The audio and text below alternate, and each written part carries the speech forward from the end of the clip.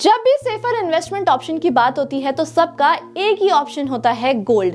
और गोल्ड एक काफी ज्यादा अच्छा एसेट है टू इन्वेस्ट इन। गोल्ड में इन्वेस्ट करने का एक और फायदा होता है, जब भी स्टॉक मार्केट के प्राइस नीचे जाते हैं गोल्ड का प्राइस इंक्रीज हो जाता है। इसीलिए ये बोला जाता है कि आपके इन्वेस्टमेंट का कुछ परसेंटेज हमेशा गोल्ड में इन्वेस्ट होना चाहिए। गोल्ड में इन्वेस्ट करने के काफी सारे तरीके होते हैं, जैसे कि फिजिकल गोल्ड हो गया, गोल्ड म्यूचुअल फंड हो गया, गोल्ड ETF हो गया, सॉवरेन गोल्ड बॉन्ड्स हो गए, डिजिटल गोल्ड हो गया। लेकिन ज्यादातर लोग यही मानते हैं कि उन्हें फिजिकल गोल्ड में ही इन्वेस्ट करना चाहिए, वो भी ज्वेलरी फॉर्म में। लेकिन क्या आपको पता है कि ये सबसे बड़ा मिथ है और वो आपके लिए एक बहुत बड़ा लॉस क्रिएट कर सकता है? कैसे? अगर आप ज्वेलरी फॉर्म में गोल्ड में इन्वेस्ट करते हो तो आप बहुत सारे अननोइंगली ऐसे चार्जेस पे कर देते हो जो शायद आप सेल करते टाइम रिकवर भी ना कर पाओ। तो आज की इस वीडियो में हम दो ऐसे ऑप्शंस के बारे में बात करने वाले हैं जो आपके लिए काफी ज्यादा प्रॉफिटेबल ऑप्शंस हो सकते हैं गोल्ड में इन्वेस्ट करने के लिए, और इनसे आपको एक काफी अच्छा रिटर्न भी मिल सकता है।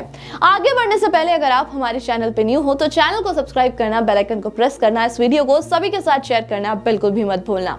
आज का जो हमारा पहला ऑप्शन है वो है गोल्ड ETF। आगे समझने से पहले ये समझ लेते हैं ETF क्या होता है। Exchange traded fund. आप इसे डायरेक्ट एक्सचेंज पर ही ट्रेड कर पाते हो। होता तो सिमिलर म्यूचुअल फंड की तरह ही है, क्योंकि ये भी इंडेक्स को ही फॉलो करता है। यानी कि अगर आपने निफ्टी का ETF लिया हुआ है तो वो निफ्टी की तरह ही इक्वल परसेंटेज में आपका अमाउंट डिवाइड कर इन्वेस्ट करता है। इट्स जस्ट कि आप इसे डायरेक्ट एक्सचेंज पर ट्रेड कर रहे हो, डायरेक्ट डीमैट से ट्रेड कर रहे हो, खरीद रहे हो और बेच रहे हो, और आपको कोई भी एसेट मैनेजमेंट कंपनी की या फिर आपको कोई भी म्यूचुअल फंड की नीड नहीं है। अब थोड़ा सा डिफरेंस ये भी होता है कि ETF अगर आप परचेज करते हो तो आप ज्यादा अच्छा रिटर्न कमा सकते हो, और साथ में यहाँ पर आपका कॉस्ट भी सेफ हो जाता है। ये कम कॉस्ट का पड़ता है, म्यूचुअल फंड आपको थोड़ा ज्यादा कॉस्ट का पड़ता है। अभी हमने समझ लिया ETF। इसी तरीके से हर एक सेक्टर का एक अलग अलग ETF होता है। जैसे कि अगर आप बैंक में देखो तो निफ्टी बैंक्स भी है, और अगर देखा जाए गोल्ड के लिए तो गोल्ड के भी अलग अलग इंडेक्स हैं, तो ये गोल्ड के इंडेक्स को ही फॉलो करता है। आपको एक पॉपुलर नाम दे देती हूँ, एक एग्जांपल दे देती हूँ जो कि गोल्ड ETF का ही है, वो है गोल्ड 20, जो कि अभी बहुत ज्यादा पॉपुलर है और नंबर 1 भी है गोल्ड ETF में। तो इस तरीके से गोल्ड ETF भी इंडेक्स को ही फॉलो करता है और इक्वल वेटेज में इन्वेस्ट कर देता है, या फिर जो गोल्ड मोनेटाइजेशन स्कीम्स होती हैं उसमें भी इन्वेस्ट किया जाता है। अब गोल्ड ETF में आपका जो अमाउंट होता है वो 99.5% प्योर गोल्ड में इन्वेस्ट किया जाता है। तो यहाँ पर आपको प्योरिटी की तो चिंता बिल्कुल भी नहीं होती। गोल्ड जिस हिसाब से इंक्रीज होता है वैसे ही आपका अमाउंट भी इंक्रीज होता है, रिटर्न आपको काफी अच्छे मिल जाते हैं। अभी हमने बात कर ली गोल्ड ETF के बारे में, अब बात कर लेते हैं गोल्ड म्यूचुअल फंड के बारे में। अब जैसे कि हम सभी जानते हैं कि म्यूचुअल फंड को एसेट मैनेजमेंट कंपनीज हैंडल करती हैं, उसी तरीके से गोल्ड म्यूचुअल फंड को भी एसेट मैनेजमेंट कंपनीज ही हैंडल करती हैं।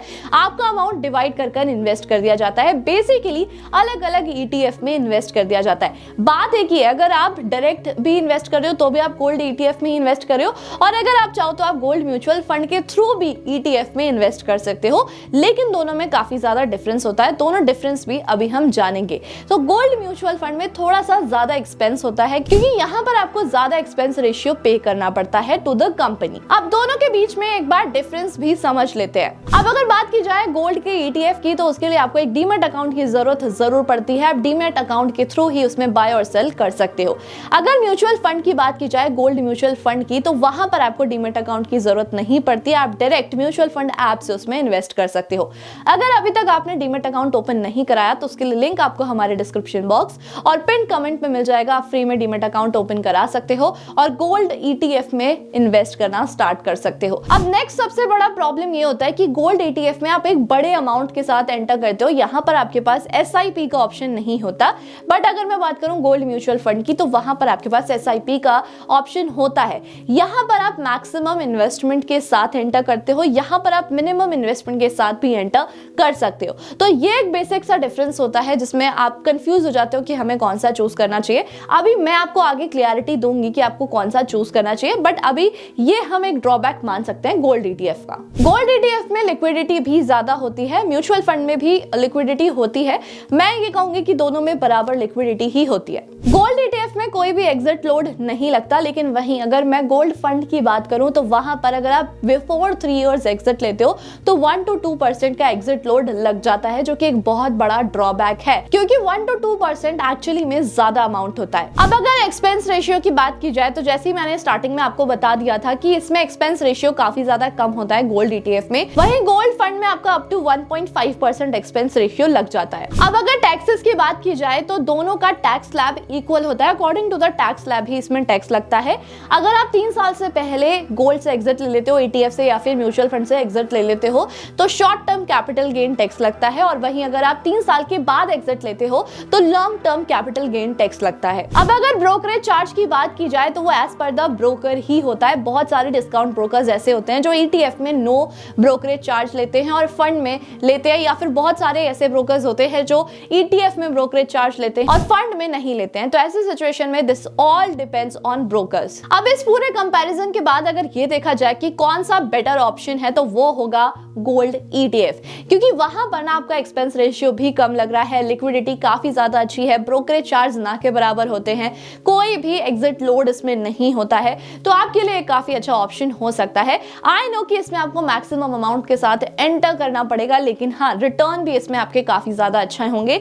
हो सकता है कि आपको टाइम टू टाइम इसमें चेकआउट करना पड़े, आपको खुद से मंथली इन्वेस्टमेंट करनी पड़े, लेकिन आपके लिए ही ये बेनिफिट होगा, रिटर्न आपको ज्यादा देगा कंपैरिजन अगर मैं करूं गोल्ड म्यूचुअल फंड से, क्योंकि वहां पर ना आपका एक्सपेंस रेशियो ज्यादा लगेगा, ब्रोकरेज चार्ज ज्यादा लगेगा, उसके बाद आपको उसमें वहां पर एग्जिट लोड भी देना पड़ेगा। तो अगर डिफरेंस देखा जाए तो गोल्ड ETF आपके लिए एक अच्छा ऑप्शन हो सकता है।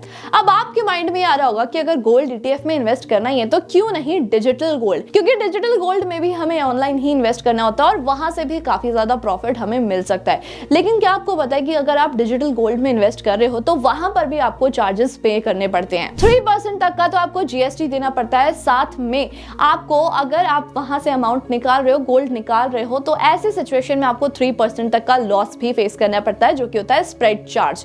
तो डिजिटल गोल्ड एक अच्छा ऑप्शन नहीं है to invest in gold. Gold ETF, gold mutual fund अच्छे ऑप्शंस हैं, लेकिन उससे भी अच्छा एक ऑप्शन है sovereign gold bonds. Sovereign gold bonds में भी आप इन्वेस्ट कर सकते हो, गोल्ड के प्राइस के अकॉर्डिंग भी वो इंक्रीज होता है और साथ में आपको 2.5% का एक्स्ट्रा रिटर्न भी उसमें मिलता है। तो आज इस वीडियो में हमने जाना कि आपके लिए कौन सा अच्छा ऑप्शन हो सकता है टू इन्वेस्ट इन गोल्ड। आप इस बारे में क्या सोचते हो? आपको कौन सा ऑप्शन ज्यादा बेटर लगा कंपैरिजन करते टाइम?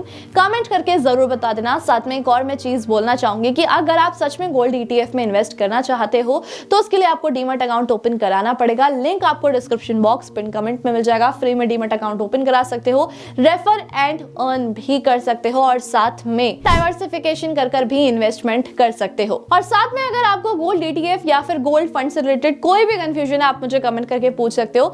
और ऐसी इंटरेस्टिंग वीडियोस को देखने के लिए हमारे चैनल को सब्सक्राइब करना, बेल आइकन को प्रेस करना बिल्कुल भी मत भूलना।